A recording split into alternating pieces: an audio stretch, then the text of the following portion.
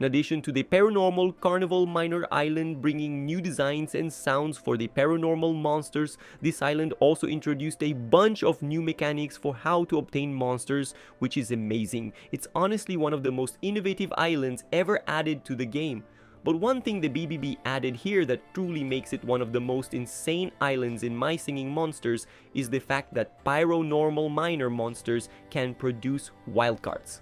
That's right, the monsters on this island actually generate wildcards. So today we're going to talk about this resource and why this island is so incredible.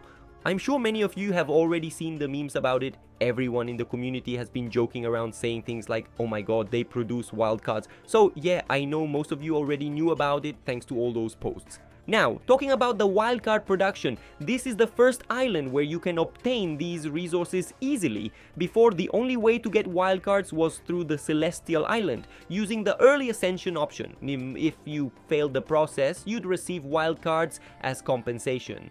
But honestly, almost no one used that feature. You could also get some wildcards in the Nexus core of the Magical Nexus after completing 8 collections.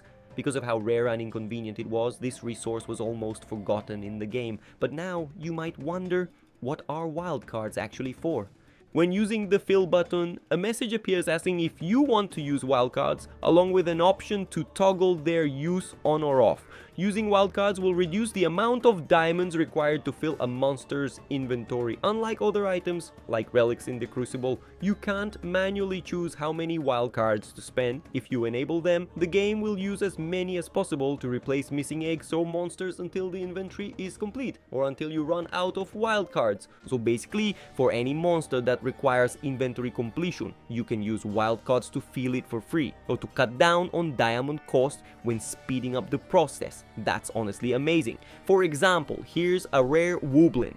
I can complete its entire inventory for free using wildcards. That's the true usefulness of these cards. And of course, the best way to earn more wildcards is by hatching monsters with more elements. So focus on placing 3 element monsters on your island, and later on 4 element monsters. The more elements they have, the more wildcards you'll get. Now, how many wildcards are needed to activate each type of monster? Here's the breakdown. Normal Wabox, Natural Islands, 15 wildcards, Fire Islands 23, Ethereal Island 50, Woblin Island 285, Gold Island 130, Rare, Wabox, Natural and Fire Islands 32 wildcards, Ethereal Island 75, Woblin Island 400, Gold Island 75, Epic Wabox, Natural and Fire Islands 64 wildcards, Ethereal Island 100, Gold Island 30 per stage, 150 total, Woblin Island not available yet, Woblins, each natural monster in the inventory 1 wildcard, each rare monster 1 wildcard per element, so a 3 element rare costs 3 wildcards.